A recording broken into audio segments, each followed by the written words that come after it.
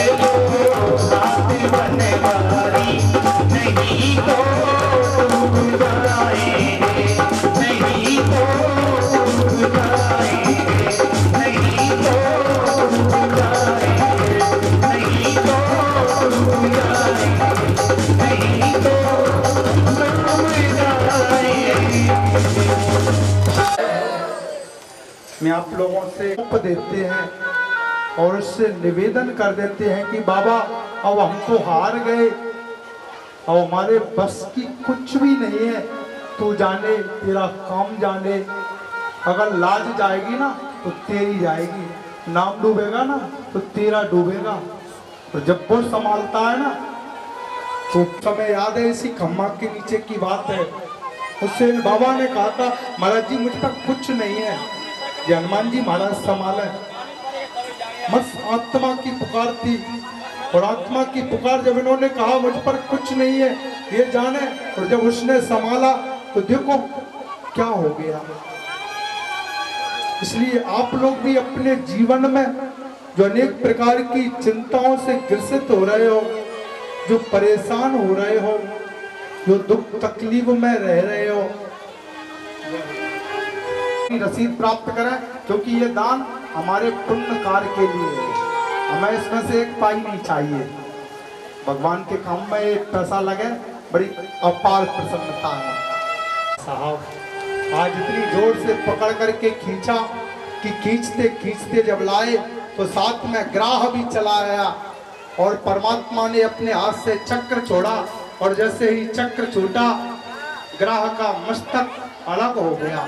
उसमें से एक दिव्य तेज निकला जिसने भगवान की परिक्रमा लगाई और परम धाम को चला गया। अर्चनीय वंदनीय परम पूज्य आचार्य श्री सुखदेव जी महाराज कहते हैं, राजन भगवान के हाथ पाओगे। एक काम करो, संधि करो। किससे? दैत्यों से, बलि से। आज सभी देवता निहत्ते जा रहे हैं जिनके हाथ में कोई हथियार नहीं है, जिनका सिर झुका हुआ है, हाथ जुड़ा हुआ है, विनम्र वाणी है। मैंने आपसे पूर्व में भी निवेदन किया कि हम दो हाथों से किसी को नहीं जीत सकते, लेकिन जिस दिन ये दो हाथ जुड़ करके हम अपना सिर झुका लेंगे और अपनी वाणी को मीठी कर लेंगे, पूरा संसार हमारा हो जाएगा। बलि के दरबार में जैसे ही पहुंचे महाराज इंद्र, देखा इंद्र ने कि निहत्ते देवता आए हैं, भैया राम राम। बोले राम राम भैया राम राम। बोलो कैसे आना हुआ? बोले भैया हम इसलिए आए हैं आपसे सलाह लेने कि आप और एक ही बाप की औलाद है, कश्यप जी के बेटा तुम हो, कश्यप जी के हमें, मात्र मैं तारी अलग अलग है। आप अदिति मात्र यही अंतर तो है। क्यों ना हम दोनों मिलकर के समुद्र का मंथन करें और उससे जो अमृत निकलेगा उस अमृत को पी करके अमर हो जाए। लड़बो दे बिछड़बो नहीं दे। एक निवेदन करूं मैं आप लोगों से व्यास मंच से, जीवन में सब कुछ मिलेगा, आप कितने भी दुआ कर सकते हो, आप कितने भी रिश्ते बना सकते हो, पर माँ जावा भाई ये कोई नहीं मिलेगा। बड़े अनमोल हैं ये खून के रिश्ते, बड़े अनमोल हैं ये खून के रिश्ते, इनको तू बेकार ना कर। मेरा हिस्सा भी ले ले मेरे भाई, पर घर के आंगन में दीवार ना कर। भाई से बड़ा सहयोगी संसार में कोई नहीं हो सकता। जीवन में कभी भी भाई से भेद नहीं छुपाना चाहिए। भाइयों में प्रेम तो रहता है। अभी एक व्यक्ति बता रहा था मुझे, महाराज भाइयों में तो अपार प्रेम रहता है। मैंने कहा फिर क्या होता है? बोले महाराज भावई गड़बड़ कर देते हैं। भाभी नहीं होती, वो क्या होती है? भावई। जब से भाई शादी आ गई हमारे यहाँ भाभी ने करा दे न्याय, अब होते मन में डेली न्याय भावई। चलो महाराज ठीक है, आप कह रहे हो तो। देवता और दैत्य दोनों मिलकर के गए, मंदरांचल पर्वत को रही बना करके ला रहे हैं। जल्दी जल्दी में गणेश जी मनाना भूल गए। देखो जीवन में कोई भी काम करो सबसे पहले गणेश मनाओ, बिना गणेश के कोई काम नहीं होता। बताओ होता है? हम विवाह करते हैं तो सबसे पहला गोबर के गणेश जी कहना, गोबर के गणेश जी बना लीजिए। बिना गणेश के कुछ नहीं होता। उन्होंने गणेश नहीं बनाए, इसलिए वो पर्वत गिरा, उससे देवता और दैत्य दब करके मर गए। कुछ मर गए, कुछ फूट गए। भगवान आए और बोले तुमने प्रथम पूज्य श्री गणेश को नहीं पूजा, उनसे बड़ा देव इस प्रगति में नहीं है कोई पूजा। बड़े वंदना की ला करके रही रखती। अब बात आई कि रस्सी काय की बनाए, उधर रख लो इसको, उधर एक साइड में रख लो जिससे रास्ता बंद ना हो। बांस की नाग को लोभ दिया, उससे कहा भाई जो अमृत निकलेगा ना तुझे भी थोड़ा सा अमृत पिला देंगे। लोभ बहुत बुरी चीज होता है साहब, लोभ ही मूड कटाता है। लोभ जहां गया वहां आदमी फंस गया।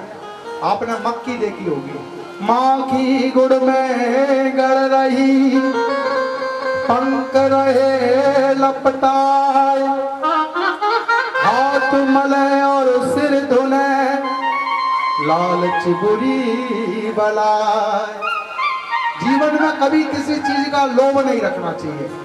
मक्की जब गुड़ खाने बैठती है ना थोड़े से मीठे के लोभ में, वो ये भूल जाती है कि अभी धूप पड़ने वाली है, और जब धूप पड़ के गुड़ पिघलता है ना उसके पंख वहीं चिपक जाती है, खोपड़ी पटकती है, ताकत लगाती है और वहीं मर जाती है। बांस की नांग आए और आकर के रस्सी की तरह लपट गई। अब जो रही है वो रुक नहीं रही है। तब मेरे प्रभु ने कछुआ के रूप में अवतार लिया। बोलो कश्यप भगवान की।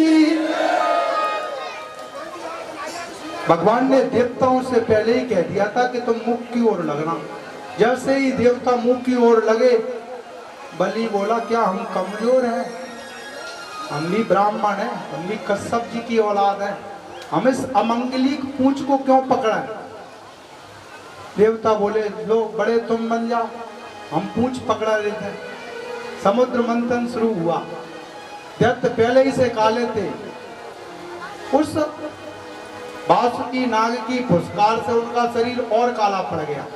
देखो भैया, जीवन में जो सुख छोटा बनने में है ना, वो बड़ा बनने में कभी नहीं है। बड़ा सो पड़ा, दही बड़ा दही में जाकर पड़ा, आलू बड़ा आलू में जाकर पड़ा, बड़ा सो पड़ा। आप लोगों ने देखा होगा, जो बच्चा छोटा होता है ना, गाय का बच्चा, उसे पीने के लिए गैया का दूध मिलता है और मालिक अपने पास सुलाता है। और जब वही बच्चा बड़ा हो जाता है तो क्या मिलता है? खाने के लिए भूस और चलाने के लिए हल मिलता है कि नहीं मिलता? छोटे बछड़ा पे पिए, बड़े हो तो भूस खाए। इसलिए छोटे बनो, छोटा कभी गिरता नहीं है। आपने देखा होगा, बरसात का समय है, जब नदियां आती हैं ना, तो बड़े बड़े पेड़ नष्ट हो जाते हैं और जो छोटे वृक्ष होते हैं ना, पौधे होते हैं, वो अपना सिर नीचा करते हैं, पानी निकल जाता है, पानी निकला ऊपर। कितने उदाहरण दूं साहब, जो आदमी लंबा है ना, देखने में लगता खम्मा है, वो ऐसे झुक जाता है, और जो आदमी टिंगा है ना, वो उचट उचट कर नचता है, बुढ़ापे तक नहीं झुकता है। छोटा छोटा बनने में जो आनंद है, वो आनंद किसी चीज में नहीं है। और परमात्मा की प्राप्ति भी छोटा बन करके ही हो सकती है। कितने छोटे बने हम। राई को भी सौ हिस्सा, ताको पुन कर 20, तासे नन्हे तुम बनो, तब मिली है जगदीश। आप लोगों ने राई देखी होगी, जिसको अपन लोग सरसों कहते हैं। एक सरसों का टुकड़ा लो, उसके 20 टुकड़ा करो, उन 20 में से फिर एक लो, फिर 20 करो। इससे छोटे जिस दिन तुम बन जाओगे, उसी दिन तुम्हें भगवान मिल जाएगा। छोटा दीन बंधु था, वो जहर को देख करके देवता और दैत्य कांपने लगे। कांपते कांपते नारायण ने कहा, ले चलो इस जहर को। और जहर को लेकर के भोले बाबा के पास गए।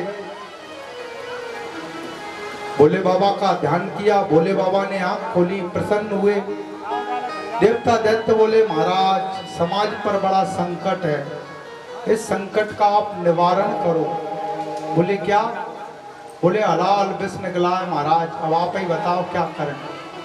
शंकर जी बोले, मेरे आधे शरीर पर मेरी धर्म पत्नी का अधिकार है। होता है ना, पत्नी को क्या कहते हैं? अर्धांगिनी कहते हैं कि नहीं कहते? प्रत्येक व्यक्ति के शरीर पर उसकी पत्नी का अधिकार है। पत्नी को क्या कहते हैं? धर्म पत्नी। क्यों कहते हैं? क्योंकि बिना पत्नी के बिना धर्म कार्य पूरा नहीं होता। आप कोई भी कार्य करोगे, कोई भी धर्म कार्य करोगे, यदि आपके साथ में आपकी पत्नी हवन पर नहीं बैठी, पूजन पर नहीं बैठी, तो देवता हवन नहीं लेते।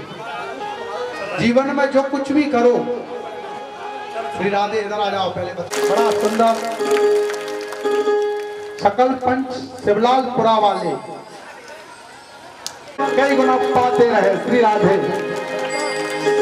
राम प्रकाश गुर्जर जो पूर्व सरपंच है शिवलालपुरा वाले, इनकी ओर से 3100 रुपए, जिनको हम अपनी भाषा में 3100 रुपए कहते हैं, प्राप्त हुए। इनको बार बार धन्यवाद। 33,000 तेज सिंह कुशवा पटेल साहब शिवलालपुरा के, जिनकी ओर से 3100 रुपए हमें प्राप्त होते हैं। हमारे चमचमा नरेश की पावन समिति और सकल पंचों के द्वारा उनका बार बार धन्यवाद। तेरा जन्म न भूलो एहसान लाला बजरंगी जाओ, अब भी मिलाए दे मोहिरा। तेरा जन्म न भूलो एहसान लाला बजरंगी, अब भी मिलाए दे मोहिरा।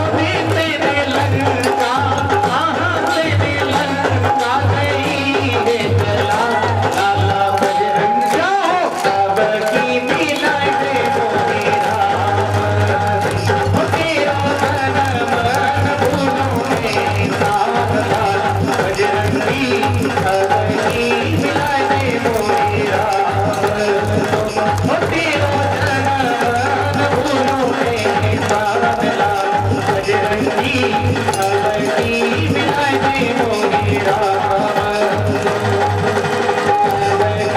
मिलाए दे मोहे राम,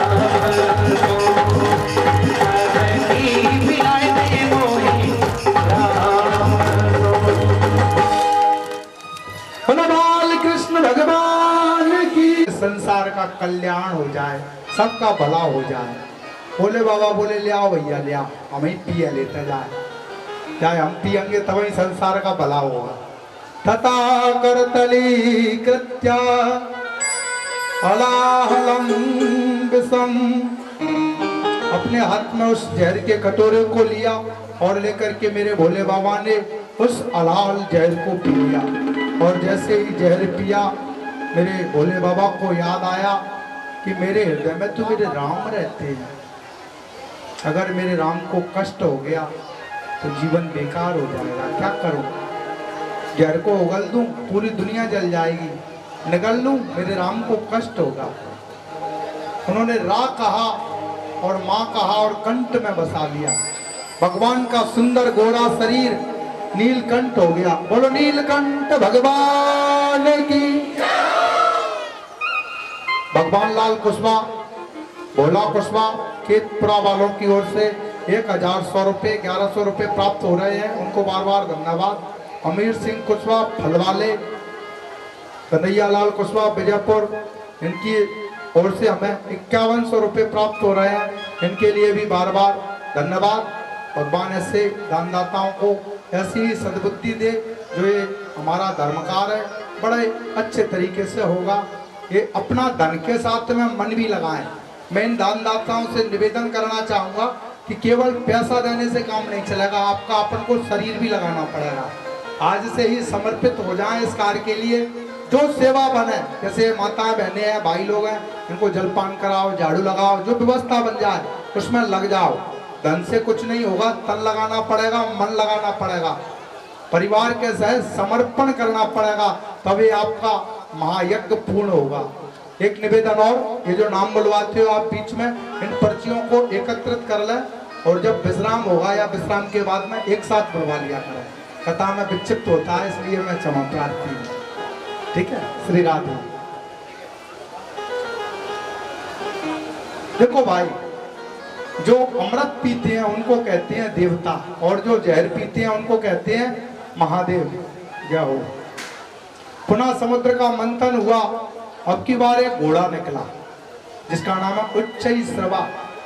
देवता बोले हम लेंगे, दैत्य बोले हम लेंगे, भगवान ने बलि को दिलवा दिया।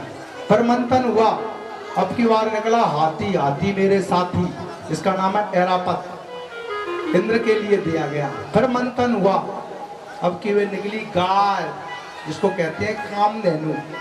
देवता बोले हम लेंगे, दैत्य बोले हम लेंगे, भगवान बोलिए सफेद सफेद दाढ़ी वाले बाबा बैठे हैं जे खा लेंगे, एक काम करो गाय बाबाओं को दे दो, क्योंकि गाय की इनको जरूरत है। कामधेनु दे दी महात्माओं को। फिर समुद्र का मंथन हुआ, कौस्तुभ मणि निकली जो भगवान ने धारण कर ली, जिसको कोई जीत नहीं सकता। धनुष निकला, भगवान ने धारण किया। कल्प वृक्ष निकला, 14 रत्न है साहब, गिनते चलो आप। कल्प वृक्ष स्वर्ग में लगा दिया। अप्सरा निकली, श्री रंभा इत्यादि, वो भी स्वर्ग में भेज दी। अनेक प्रकार के रत्न निकल रहे हैं, सबको बांट दिए जा रहे हैं। श्री रंभा विश्ववारुणी अमीय शंख गजराज। शंख निकला, मेरे भगवान ने धारण किया। चंद्रमा निकला, शंकर जी को दे दिया। जहर पिला के आया तब से पूछी नहीं है, गर्मी तो नहीं हो गई। चंद्रमा को सिर पर धारण किया। जटा में गंगा, हिमालय पर बास, सब जगह जहर को असर कम भाव। समुद्र मंथन चल रहा है, सब ले रहे हैं। आज इसी समुद्र से श्री देवी प्रकट हो गई। श्री देवी फिल्म वाली श्री देवी नहीं, लक्ष्मी जी वाली नहीं, आप समझोगे वो फिल्म वाली जिन्होंने नगीना फिल्म बनाई है। जैसे ही श्री देवी प्रकट हुई, दसों दिशाएं प्रकाश से प्रकाशित हो गई। भगवान ने समझा कि दुनिया की लड़ाई इसी लक्ष्मी के कारण है, भाई भाई को मार देता है। एक काम करो भाई, इस बाला के गले में है, इस बाला के हाथ में है माला। ये बाला जिसके गले में डाल देगी माला, वही हो जाएगा मतवाला। लगा लो लाइन। सभी देवता और दैत्य बैठ गए। सबसे पहला तो महात्मा बैठ गए। साहब पैसा की सबन जरूरत है, बिना पैसा ही कभी को काम नहीं चले। पैसा किसको मिलता है? लक्ष्मी की प्राप्ति किसे होती है समझे? लक्ष्मी ने देखा कि दुर्वासा जी तपस्वी तो है पर क्रोधी है, कैंसिल कर दिया। जो व्यक्ति गुस्सा करता है ना, जो व्यक्ति क्रोध करता है, जो व्यक्ति चिल्ला चोट करता है, वो व्यक्ति जीवन में पैसा वाला नहीं हो सकता। लक्ष्मी उसको नहीं मिल सकती साहब, इसलिए शांत रहो। जैसे ही आगे बढ़े, जाकर के देखा तो शंकर जी बोले देव नहीं है महादेव है, परंतु इनके रहने सहने का ढंग नहीं है, कपड़ा लत्ता ही नहीं पहन, पहाड़ पर डरे जाते हैं। भगवान ने अगर कुछ दिया है तो सज धज करके रहो, तब लक्ष्मी आप पर रहेगी। कैंसिल। बलि को देखा, बोला अभिमानी है, बलवान तो है लेकिन अभिमान है। अभिमानी पर भी लक्ष्मी नहीं रुकती। देवताओं को देखा, बोले डरपोक है, कोई भरोसा नहीं है, कब छोड़कर भाग जाए। कैंसिल। अब लक्ष्मी जिसके सामने जब तक खड़ी रहती है ना, वो प्रसन्नता के मारे नाचता है। आप लोगों ने देखा होगा सरसों अगली साल हुई थी, बहुत निकली थी। जब नोट आए थे ना तो किसान खुश हो रहे थे, लेकिन खुश कब तक थे? जब तक वो नोट हाथ में थे। और जब बोरे और सेठों ने बताया ना कहाँ की कहाँ। लक्ष्मी जितने समय हम पर है उतने ही समय हम प्रसन्न है। लक्ष्मी ने देखा कि सब मेरे को देख रहे हैं, लेकिन ये कि मेरी तरफ देख ही नहीं रहा। ये बड़ा विचित्र है, ये बड़ा मतवाला है। आज माँ लक्ष्मी ने वो माला ली और सर्व मंगलों के मंगल, मंगलम भगवान विष्णु, मंगलम गरुड़ध्वजा, मंगलम पुंडरीकाक्ष, मंगलाय स्तनो हरि। सर्व मंगल के स्वरूप भगवान विष्णु के गले में जैसे ही माला डाली, तालियां बज गई साहब। भगवान का विवाह हो गया, बड़ा उत्सव मना, सब लोग नाच रहे हैं, गा रहे हैं। आप भी बहुत कम छोटा सा भजन लेते, वो नचेंगे क्योंकि टाइम पर मुझे विश्राम भी करना है।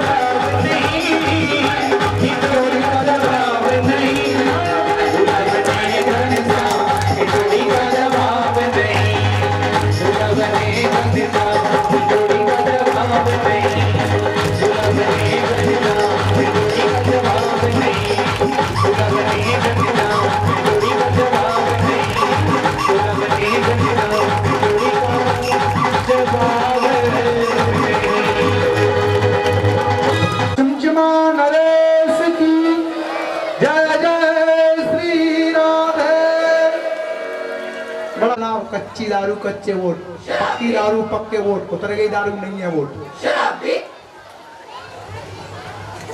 अमृत नहीं निकला, उससे पहले क्या निकली? शराब। किसके लिए है शराब? शराब राक्षसों के लिए है। या मैं अपनी भाषा में कहूं तो जो व्यक्ति शराब पीता है वो व्यक्ति राक्षस है, क्योंकि राक्षसों ने ही पी थी। क्यों? देवताओं से राक्षस बनते हो साहब, आप मनुष्य हो, देवता नहीं तो कम से कम मानव बनकर जीना सीखो। फिर मंथन हुआ। अब की बार भगवान श्री धन्वंतरी जी प्रकट हो गए, जिनके हाथ में अमृत का कलश है। बोलो धन्वंतरी भगवान की। उस अमृत के कलश को देखा और झपट्टा मार करके एक ही बार में दैत्यों ने ऐसा पकड़ करके भागे। देवता रोते रोते रह गए। भगवान बोले चिंता मत करो। उस समय मेरे प्रभु ने मोहिनी सोहिनी नारी का रूप धारण किया और रूप धारण करके उनके पीछे पहुंच गए। देखा तो अमृत तो प्राप्त कर लिया, लेकिन अब आपस में लड़ रहे हैं बांटने के लिए।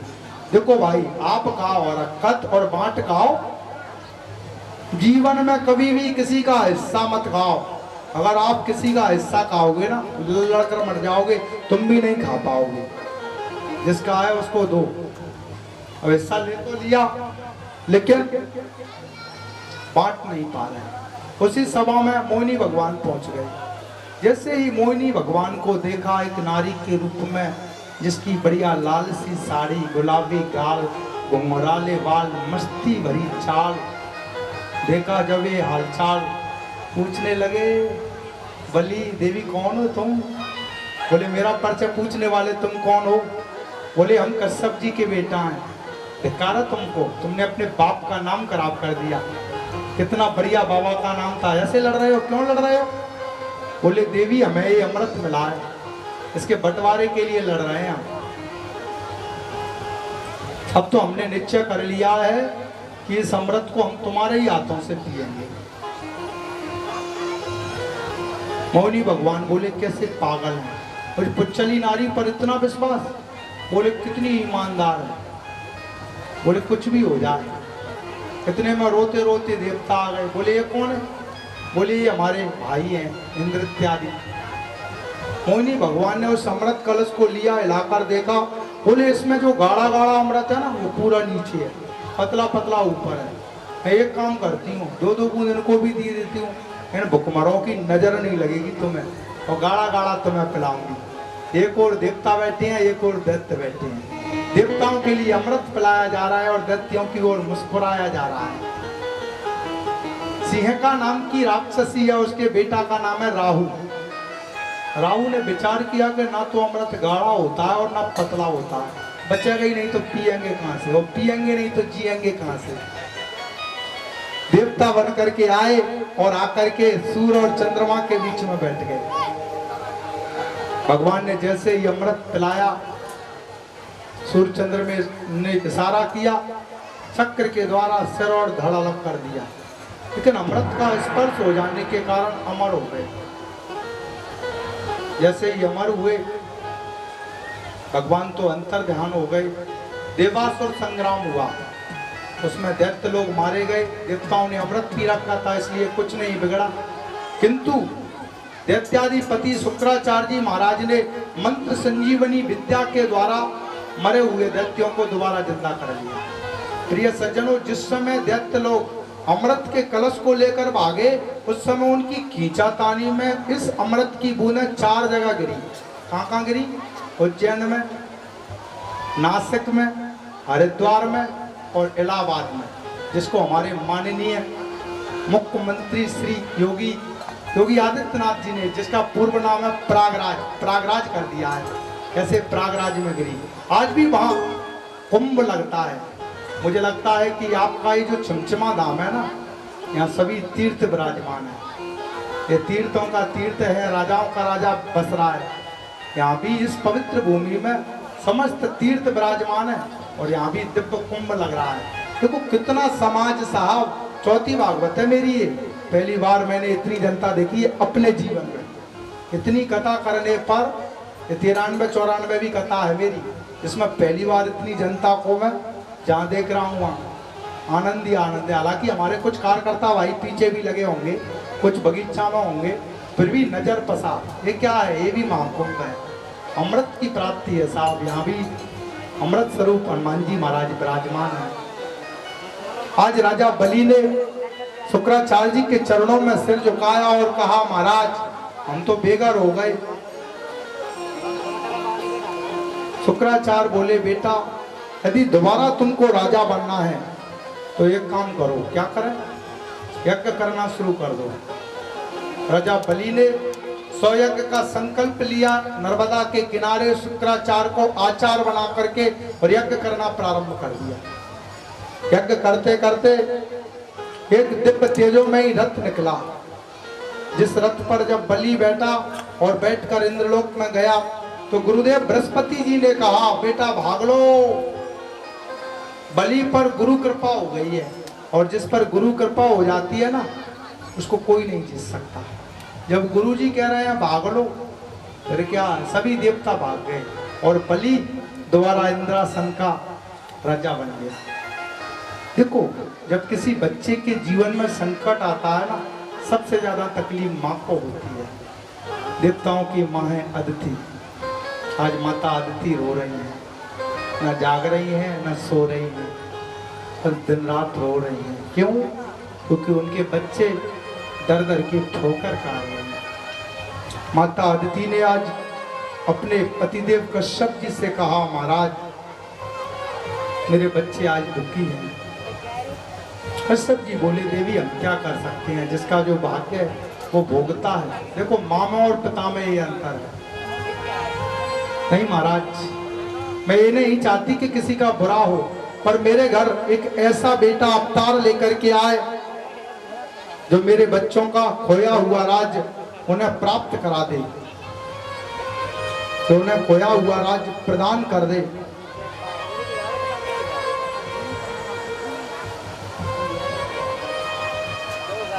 कोई बात नहीं है देवी, आप एक पयोव्रत करो। बड़ा सुंदर पयोव्रत किया। उधर देवता लोग भी रोते रोते भगवान की शरण में गए। भगवान ने कहा कोई बात नहीं है, तुम्हारी माँ एक सुंदर व्रत कर रही है। अब इस समय बलि पर गुरु कृपा हो गई है, मैं भगवान होकर के भी बलि को नहीं जीत सकता, इसलिए मैं भिखारी बनकर आऊंगा और 3 पग मांगूंगा, सब कुछ ले आऊंगा। आज सुंदर मुहूर्त आया और सुंदर मुहूर्त में भगवान बावन के रूप में मैया अदिति के महलों में प्रकट हो गए। सुंदर भादों का महीना है, 12 तिथि है, दोपहर के 12 बजे मेरे प्रभु 52 अंगुल के बहुत छोटे। देखो मांगने वाले को हमेशा छोटा बनना पड़ता है, मंगता का मान नहीं होता। बोलो बावन भगवान की। आपके बीच में 52 भगवान की सुंदर झांकी आ रही है। हमारे आचार्य श्री अभिषेक पाठक जी हंडोदाचार्य जी महाराज झांकी प्रस्तुत करेंगे। सभी देवताओं ने बड़ा पूजन किया। होता है ना तो वो भिक्षा मांगने बामन का रूप बनाया।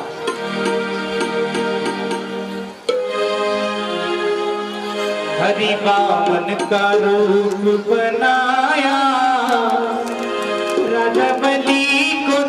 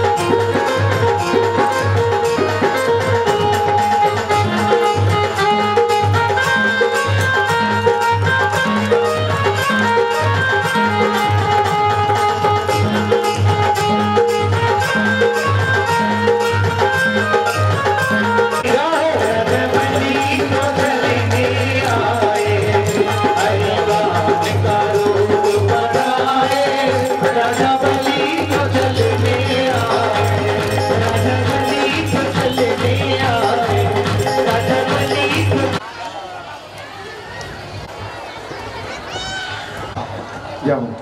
एक बढ़िया हमारे साथ में भाई साहब कांग्रेस पार्टी के वरिष्ठ बाबा जो दो कार सफल हो जाता है और पर ये कार तो बाबाओं का ही कार है साहब। इसमें यजमान कौन है? सियाराम बाबा। बहुत से महात्मा आएंगे। ये भूमि पवित्र तो है ही है, लेकिन यहाँ जब संतों का समागम होगा ना, संत समागम, हरिकथा, तुलसी दुर्लभ दो चीजें बड़ी दुर्लभ हैं, संतों का समागम और भगवान की कथा। चरणों में पड़ा हुआ निवेदन कर रहा है, कोई वैसा भजन बोल लेंगे, कोई वैसा भजन थोड़ा दिखावा करना चाहिए। भगवान कुछ नहीं बोल रहे हैं, हाथ में माला चल रही है। राजा बलि ने गुरुदेव से कहा कि गुरुदेव ये बटुक ब्राह्मण कुछ बोलता क्यों नहीं है? गुरुदेव बोले बेटा इसके हाथ में माला है, जब तक माला रहेगी, जब पूरा नहीं होगा कैसे बोलेगा? और श्रद्धा बढ़ गई। बोले ऐसा तपस्वी, ऐसा वजनानंदी महात्मा जीवन में पहली बार देखा है, इसके लिए सब कुछ दूंगा मैं, ये जो चाहेगा वो पाएगा। चरणों में गिर पड़ा। जैसे ही चरणों में गिरा, भगवान ने अपनी माला पूरी की। राजा बलि की ओर देखा और बोले ओहो तुम ही बलि हो, अगर तुम दान देने की बात करते हो तो ये कोई बड़ी बात नहीं है। तुम्हारे दादा श्री हिरण्यकश्यप थी, जिनकी भुजाओं में इतना बल था कि संसार में उनसे लड़ने के लिए कोई बराबर का योद्धा नहीं मिला। भगवान को नरसिंह के रूप में प्रकट होना पड़ा। तुम्हारे बाबा महाराज प्रहलाद क्या कम वक्त थे? तुम्हारे पिता भैरवचंद, यदि तुम भी दान देने की बात करते हो तो राजन ये कोई बड़ी बात नहीं है। राजा बलि ऊपर से नीचे तक भगवान को देख रहा है कि देखने में तो ये छोरा काल का है, लेकिन बात कर रहा बहुत पुरानी साल का है। इसने तो मेरे पूरे खानदान की लिस्ट निकाल कर रखी। लेकिन राजन बड़े दुख की बात है कि मैं तेरी इच्छा पूरी नहीं कर सकता। क्यों? मैं तेरे से दान नहीं ले सकता। क्यों? क्योंकि मैंने आज तक अपने जीवन में किसी से कुछ नहीं लिया, मैंने जीवन भर सिर्फ दिया ही दिया है। राजा बलि बोले महाराज आप दान नहीं लेंगे तो मेरा तो यज्ञ अधूरा रह जाएगा। राजा बलि उदास हो गए। बावन भगवान बोले एक काम करते हैं, थोड़ा सा दान ले लेते हैं, हमारा भी नियम नहीं बिगड़ेगा और तुम्हारा भी मन प्रसन्न हो जाएगा। एक काम करो राजन, आप अपने पैर से, आप मुझे मेरे पैर से नाप करके 3 पग भूमि दे दो, 3 पैर भूमि। बड़ी जोर से हंसा राजा बलि, वाह ब्राह्मण तुझको तो मांगना भी नहीं आता, मुझ जैसे त्रिलोकी नाथ से 3 पग भूमि, वो भी खुद के पैर से नाप कर, कैसे काम चलेगा? बोले महाराज आप तो मुझे बस इतना ही दे दो, क्या करना जाना। अच्छा अकेले हो इसलिए नहीं लेना चाहते, यदि तुम्हारा मन हो तो तुम्हारा ब्याह करा दें।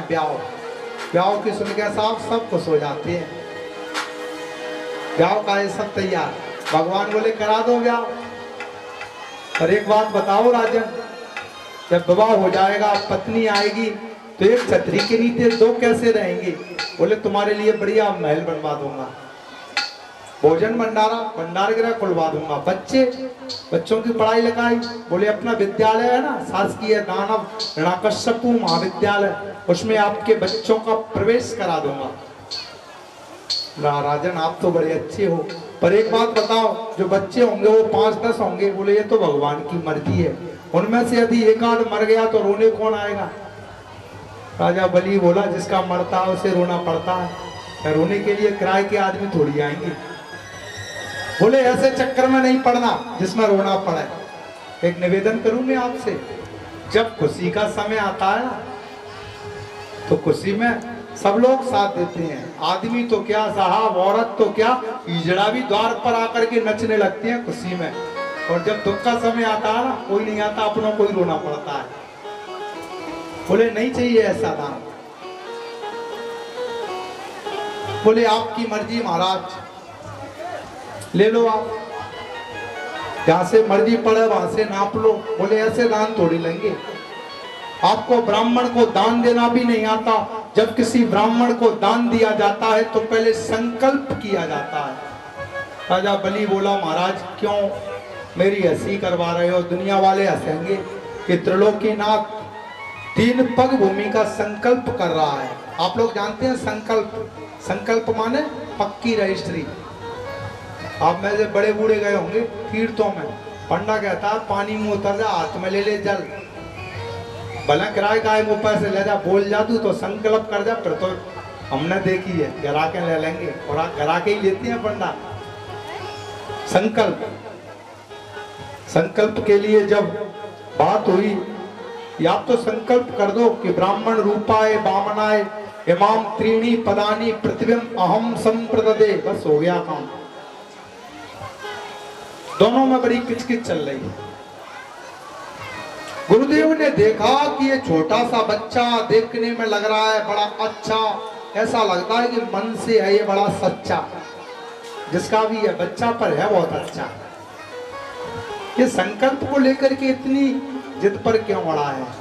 जैसे ही शुक्राचार्य ने अपने नेत्रों को बंद किया, देखा तो वो तो जगत पिता नारायण है। पकड़ लिया राजा बलि का हाथ, राजा बलि का हाथ पकड़कर खींचते हुए शुक्राचार्य जी ले गए। बोले बलि जानता है कौन है? बोले 52 है। बोले ना तो ये 52 है ना 53 है, तो महाराज 56 है। बोले 56 भी नहीं है।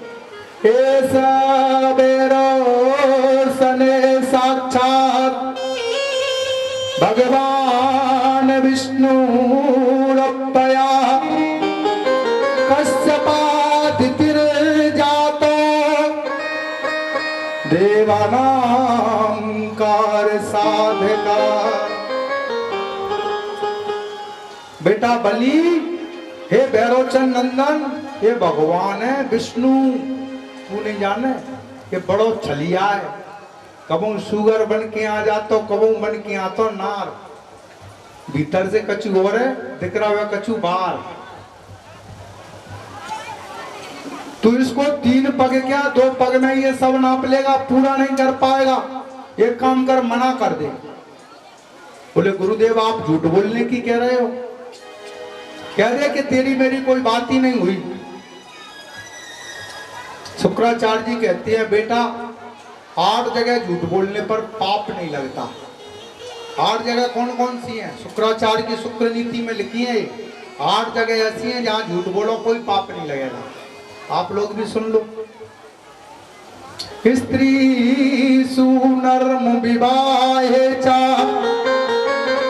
विद्यर्थे प्राण संकटे गौ ब्राह्मणार्थ हिंसायाम नवनतुष जिगप्सितम। पहली जगह स्त्री सु, हमारी ये माता बहना बैठी है ना, इनके बीच में कभी झूठ बोलना पड़े कोई पाप नहीं लगेगा। क्यों नहीं लगेगा साहब?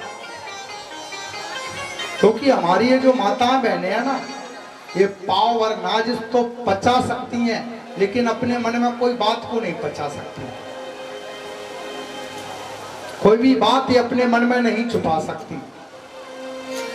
यदि ये कहीं दोपहर में भोजन करने गई और वहां इसने देखा कि वो फलानी सीता रानी पहनती, वो भी चाहिए, और घर में नहीं है, खावे दाने सीता रानी खाना का एक पेन में लावे, तो एक ही बात कहना पड़ेगी, आंदो 1 तारीख वेतन मिलन दो, दिलवाएंगे।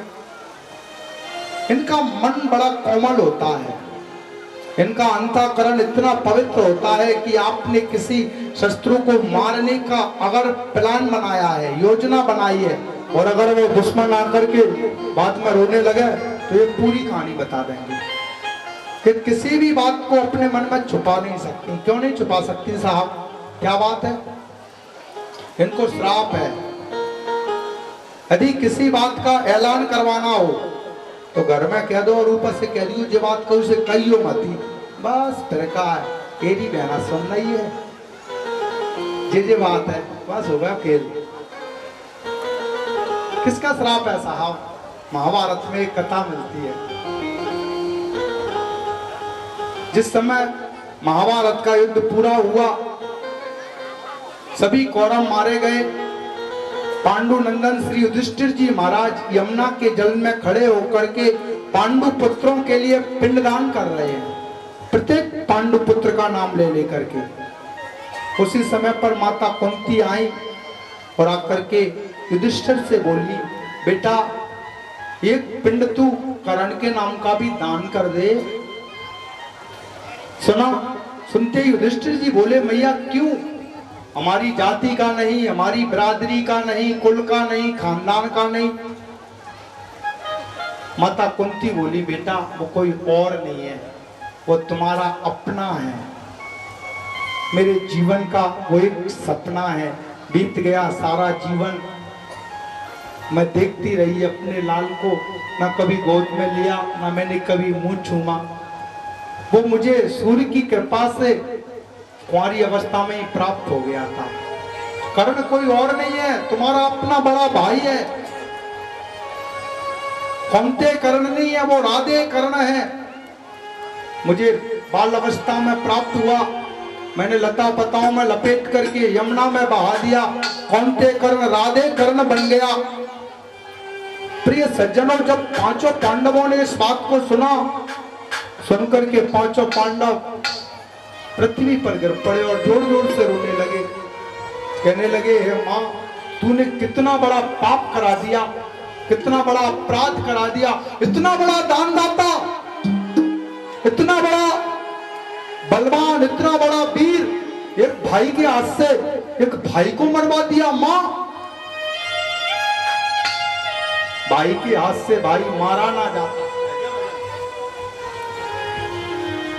हे माँ, अगर तू ये राज ना छुपाती ना तो आज ये पाप नहीं होता। उसी समय युधिष्ठिर जी महाराज को बड़ा दुख हुआ, बड़ा क्रोध आया और युधिष्ठिर जी महाराज ने अपने हाथ में जल लेकर के श्राप दे दिया कि जाओ, मैं श्राप देता हूं कि आज के बाद संसार में कोई भी माता, कोई भी बहन, कोई भी स्त्री अपने मन में बात को छुपाकर नहीं रख सकेगी, जिससे ऐसा अपराध, ऐसा पाप भाई के हाथ से भाई कभी जीवन में नहीं मारा जाएगा। प्रिय सज्जनों, बस इसी श्राप के कारण हमारी ये माताएं बहनें कोई बात नहीं छुपा पाती। हाल कहते हैं, बहनारी जिबारी बात है, तू मेरी खास है, रिश्ते में लगता है तू मेरी सास की भी सास है, इसलिए बता रही मैं तो का, प्रेम की ये बात है। पहली जगह स्त्री सु, दूसरा नर्म, नर्म माने हंसी मजाक। यदि आप आपस में हंसी मजाक कर रहे हो, झूठ बोलो, कोई पाप नहीं लगेगा। विवाह इच्छा, हमारे एक झूठ बोलने पर किसी के घर की टपैया पे फूस गिर जाए, कऊ मोड़ा मोड़ी के पीले हाथ हो जाए, थोड़ा बड़ा चढ़ा कर बोलना पड़ा, लेकिन झूठ बोलना तो पाप है साहब, कोई पाप नहीं है। नरम विवाह इच्छा, वृत्त्यर्थे, जिससे हमारी रोजी रोटी चल रही है, दुकानदारी चल रही है, उसमें अगर थोड़ा बहुत झूठ बोला कोई पाप नहीं है। प्राण संकटे, अगर हमारे प्राणों पर ही संकट आ गया है, हमारे एक झूठ बोलने पर अगर हमारे प्राण बचते हैं तो एक झूठ बोलने पर कोई पाप नहीं लगेगा। किसी गाय का, किसी ब्राह्मण का यदि वध हो रहा है और हमारे एक झूठ बोलने पर अगर वो बच जाए, कोई पाप नहीं है। लेकिन धन्य रे राजा बलि को बोला, गुरुदेव मेरा तो आज परम सौभाग्य हो गया, जब आपको पता है कि ये नारायण है तो इससे अच्छा मौका मुझे जीवन में नहीं मिलेगा। जब भी इतिहास लिखा जाएगा ना, तो उसमें लिखा जाएगा कि जगत के दाता को राजा बलि के द्वार का भिखारी बनना पड़ा। अगर ये साधारण ब्राह्मण हुआ तो 3.25 पग नहीं ले पाएगा, और यदि भगवान हुआ तो मेरा तो महाराज दुनिया में नाम हो जाएगा। दाता को मैं भिखारी बनाकर द्वार पर खड़ा किया है। गुरुदेव आपकी आप जानो, मेरे तो दोनों हाथों में लड्डू हैं, मैं तो ये मौका नहीं छोड़ूंगा। गुरुदेव गुस्सा हो गए, श्राप दे दिया, जाओ श्रीहीन हो जाओ। बावन भगवान बोले, भैया क्या बात है, बड़ी देर लग रही है। राजा बलि कहते हैं, महाराज हमारे प्रोच जी हो गए हैं नाराज, वो नहीं आ रहे, बोल ले संकल्प। बावन भगवान बोले हम भी बोल लेते हैं, आ जाओ तुम तो।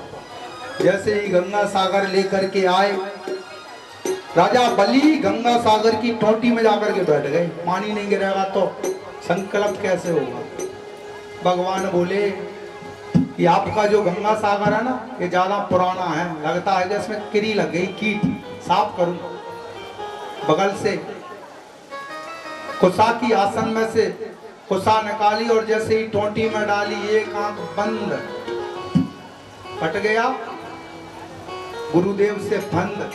जीवन में अगर कोई व्यक्ति दान कर रहा है और अगर हम उस दान दाता को रोकते हैं, दान में गड़बड़ करते हैं, तो भगवान एक आंख बंद कर देता है। गुरुदेव ने श्राप दिया और चले गए, बाजार बंद हो गया। अब जैसे ही संकल्प हुआ, बावन भगवान बोले अब सिर तो झुकाओ। और जैसे ही राजा बलि ने सिर झुकाया, देखते देखते मेरे परमात्मा ने इतना बड़ा स्वरूप बनाया। ओम भूर्भुवः स्वः महाजना तपा सत्। और ब्रह्मलोक में जब चरण पहुंचा, भगवान के उस सुंदर चरण को देख करके ब्रह्मा जी ने कमंडल के जल से धो करके रखा, जिससे गंगा बनी। समय आने पर हम लोग उस कथा को आगे सुनाएंगे आपको, गंगा की कथा भी। दूसरे पैर में तल, अतल, पितल, तलातल, रसातल और पाताल, 7 लोगों को नाप दिया। जैसे ही 14 भुवन नपे, खड़े हो गए राजा बलि के सामने। बाबा ने त्रिलोकीनाथ, बड़ा त्रिलोकीनाथ बनना था, बड़ा अभिमान था तुझे, ये बता तीसरा पैर कहाँ रखूं?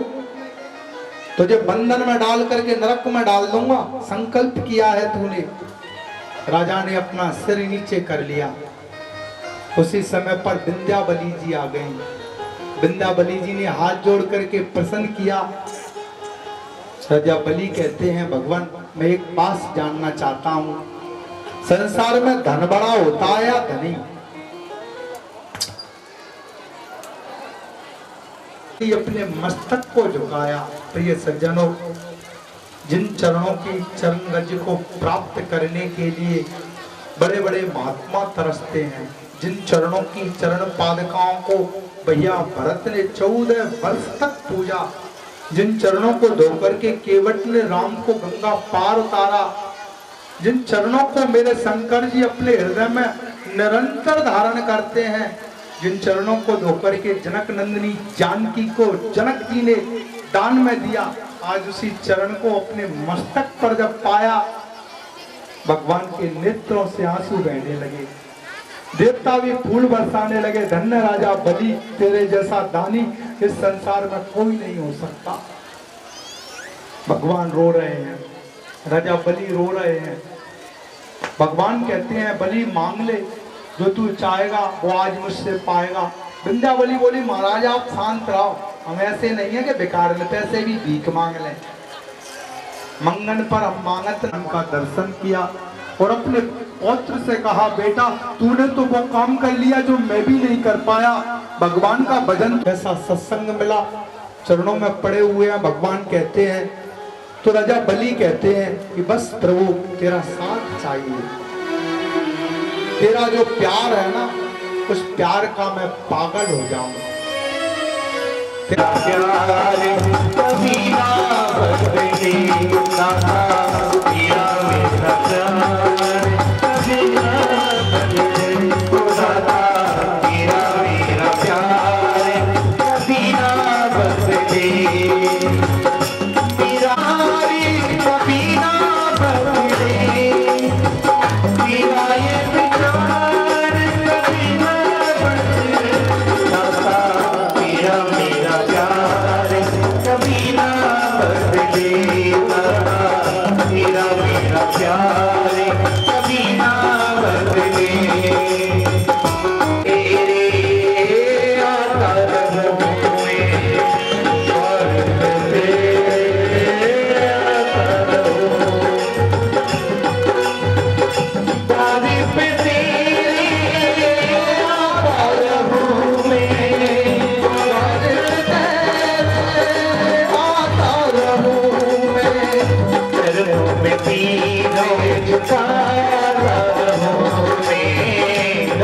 भगवानी तुम पधारा रहो मेरे दाता, मेरा ये विचार कभी ना बदले दाता, मेरा व्यवहार कभी ना बदले, मेरी कभी ना बदले, मेरा ये विचार कभी ना बदले हो दाता, मेरा मेरा प्यार कभी ना बदले दाता, मेरा मेरा प्यार कभी ना बदले दाता,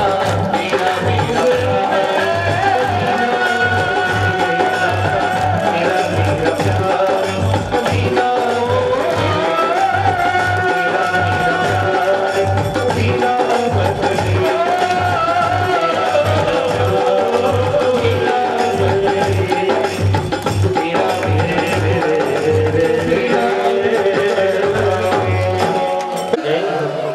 प्रिय सज्जनों, प्रेम के द्वार पर बोले मुझे लक्ष्मी के पति को नौकरी करना पड़ रही है।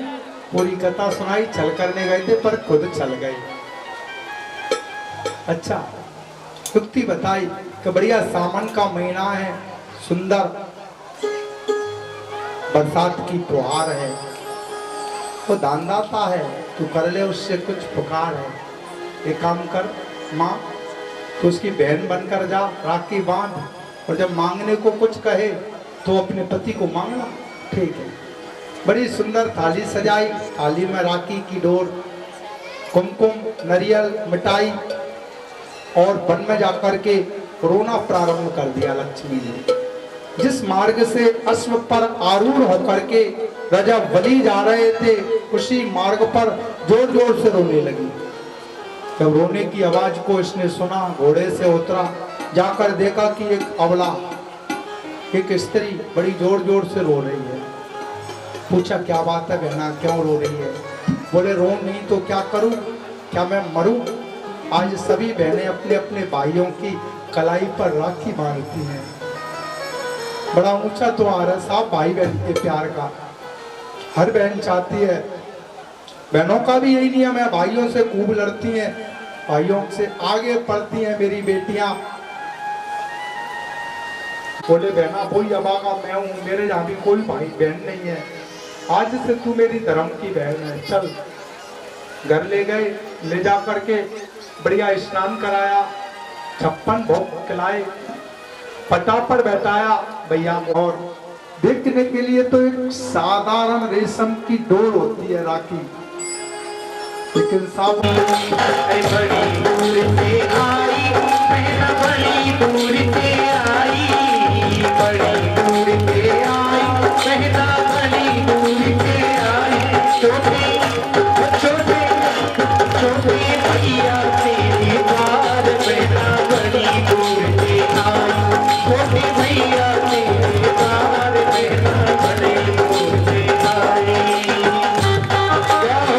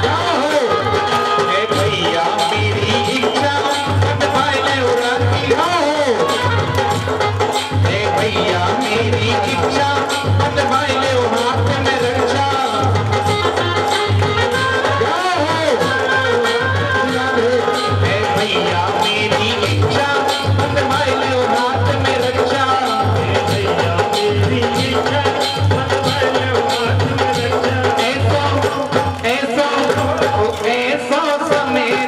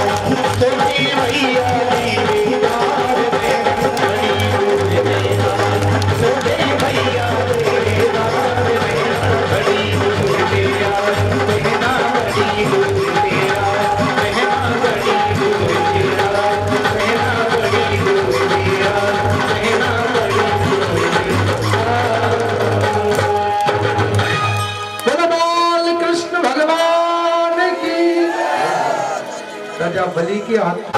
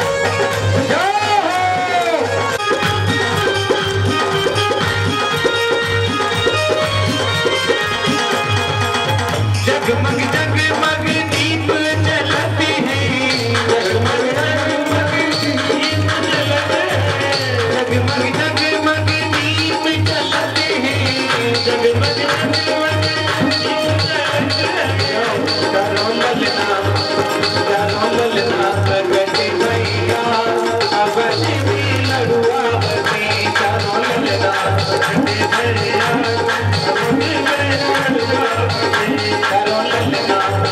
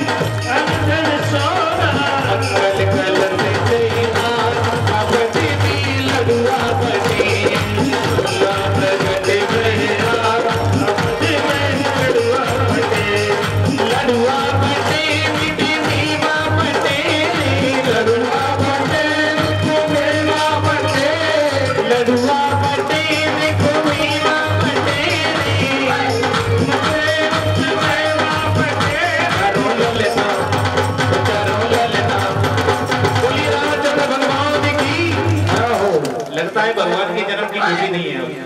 जिन जिन को खुशी है वो दोनों हाथ उठा लें। उच्चारण लेना प्रगटे भाई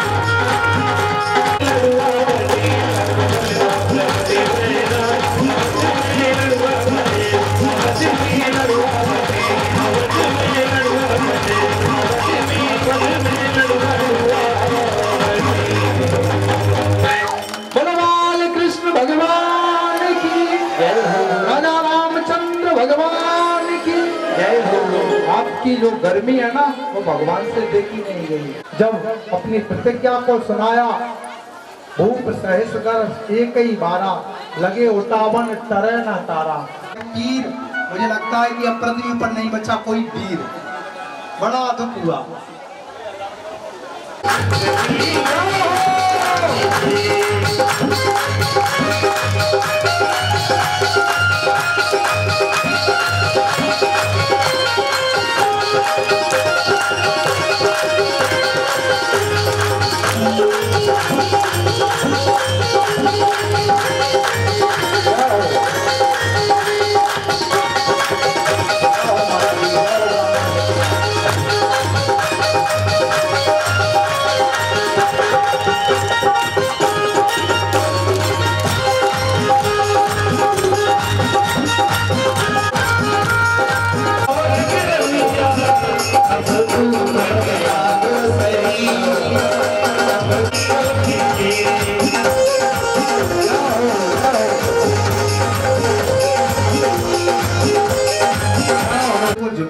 झुक करके राम जी ने उन्हें अपने हृदय से लगाना चाहा।